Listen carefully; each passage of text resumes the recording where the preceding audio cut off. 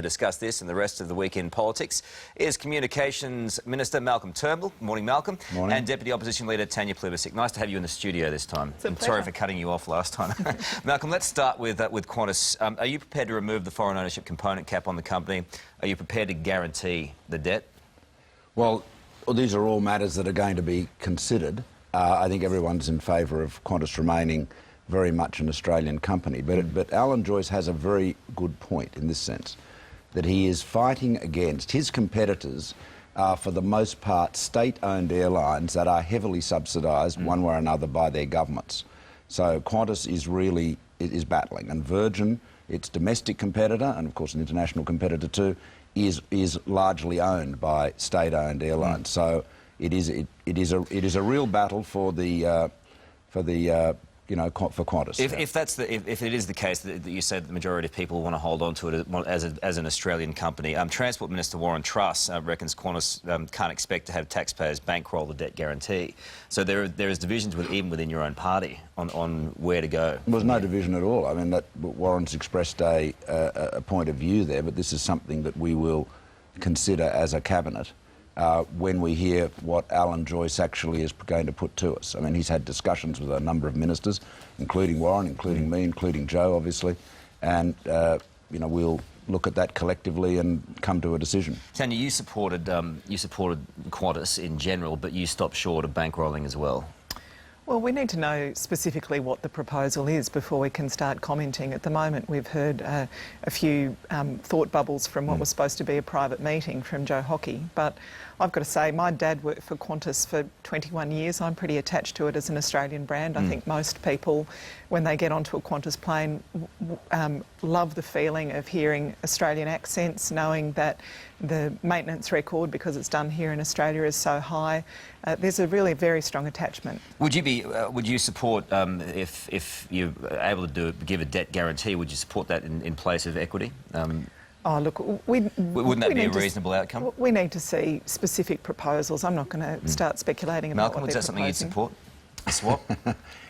Look, these are all things that can be considered, but it's, as we all know, as Tanya knows, these are matters that we consider collectively as a cabinet, and we'll have those discussions. And the other side of it, as Ross Greenwood pointed out before, how long do you keep propping up businesses? Well, that is a fair point, but I think where Joyce is right is that he is competing. His competitors are being very heavily supported by governments. If you look at those Middle Eastern airlines, they are, all of them. I mean, there are plenty of others, not just picking on the Middle Eastern ones, but most of these airlines that he competes with have got a lot of support from governments, and that is, he is not operating on a level playing field. What will happen with GrainCorp today? You should ask the Treasurer. Well, I can't at the moment. You're here. You know what's going to happen. What's likely to happen? Are they going to stop that investment? Carl, it's a matter for the Treasurer, and I couldn't tell you. It'll be interesting to see what happens there. Probably in another hour or so, right? Well, you're so He well. knows. You're so well. You're so well. All right, informed, let's move on. You should break the story. Let's move on to something you do know about the broadband. You have copped it in Fairfax today. They've levelled you out. They're saying the coalition's plan is poorly planned, unlikely to be completed on time, and slashes revenue projections. It's a Malcolm Turnbull carve-up. Your response? Well, what they've got is they've got a document which was prepared at the Labor government's request more than 6 months ago by the NBN co-management, Michael Quigley and Ralph Steffens, both of whom have now gone. This document is A, out of date, B, it is defending a failed project. It has no credibility, absolutely none. Fairfax should have actually made it quite clear what the provenance of that document was.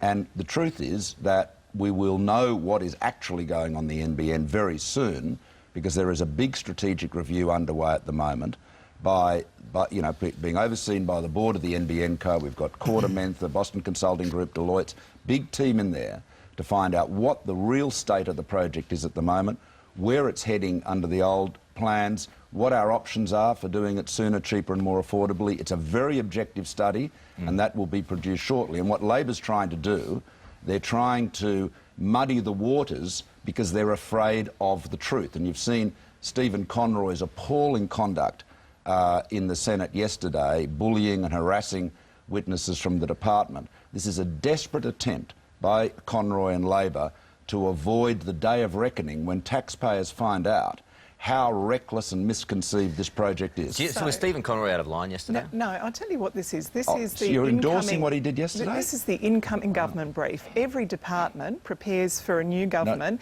information about the policies that they're going to have to implement.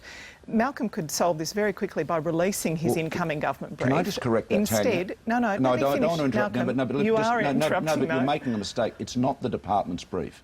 This was prepared by the company. It's not the department's brief. For an incoming government. It was prepared by the company to go to the department, and it is not the department's brief. This was Well, why this was don't you a release very the department's partisan.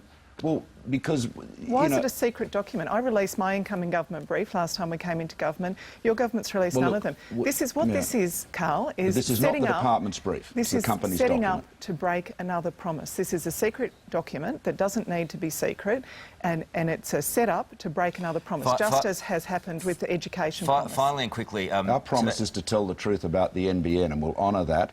It's something that your government, your previous government, never did. You've promised to deliver faster, cheaper broadband, and this We'll is do showing that. it's going to be slower and worse and won't meet the needs of business Well, it doesn't show or anything. domestic consumers. We've got to finish on one that Fairfax has published a totally political document written by a management team that had conspicuously and consistently failed to meet every forecast they ever made. Why didn't you Release say the that after the incoming first government brief. question? Well, I had to get fired up. See? He's fired up now. Right. Just finally and very quickly, today's meeting of Education Ministers, that promises to be an interesting one. A fly on the wall would be great. New South Wales Labor Education Minister Adrian Piccoli says this: there's no doubt that what seems to be happening is that states that signed up to Gonski are being punished and the states that didn't sign up are being rewarded. He goes on further and he says all of this is immoral. Yeah. It means the kids who need I think he's extra... jumped the shark, don't you? I think it shows, Carl, the important thing about this is that the kids who need extra funding because they've got poor English language, poor reading skills, disabilities, they've missed out on something, they're going to miss out on funding. Before the election, the Liberals said there was no difference between their education policy and ours. We promised $9.4 billion over 6 years. They've taken that down to $1.8 billion. There's a big difference for Australian children. Well, that's not true. It is true. We are committed to the same funding envelope as Labor made over the forward estimates. But not over 6 years. And we've committed to an additional $230 million for Queensland, Northern Territory and Western Australia, who didn't sign up to Shorten's various deals. And what we are going to do is to develop a fair, national and consistent plan, policy, because what Labor Without all did... the guarantees. What Labor did... So why are the Liberal education ministers so opposed to Christopher Pyne's proposal? Well, look, Adrian Piccoli obviously thought he cut a pretty good deal, and he thinks he got a better... Yeah, because... And he thinks he got a better deal than anybody else. $2 billion. You shouldn't have said you were going to give them the same amount of money if you're not, Malcolm. It's a broken promise. We have made a commitment to keep the funding envelope the same, and we're going to have a national and consistent deal across the country. It will be equitable. You've already cut $1 billion from it. You've broken a promise to kids and parents. It's the only unforgivable. person that cut $1 billion, in fact, he cut $1.2 billion out, was Bill Shorten. That's not right. And Chris Bowen admitted that he did yesterday. That's not right. We could do Because we get on so well. Well, you do. It's interesting. It's Fordo's birthday today too. So if you happy birthday to him. Oh, say it with some conviction. Oh, happy birthday. How old is he anyway? State secret? 26. Malcolm's going to sing Happy Birthday, Mr. Fordham, like Happy Birthday, Mr. President. Go on, do that. Why don't you do that? I cannot sing a note. Tanya can do it. No, I can't. Can I tell you something? Yeah. If we're in church or somewhere, anywhere, where the national anthem is being sung, a hymn or whatever, if I'm standing next to Lucy and I start to sing, I get this sharp elbow in my ribs. Yeah, her view is, and I think she's right, that it's in the public interest that I just move my lips silently. Finally, something we all agree on. Thanks, guys. Over to you, Georgie.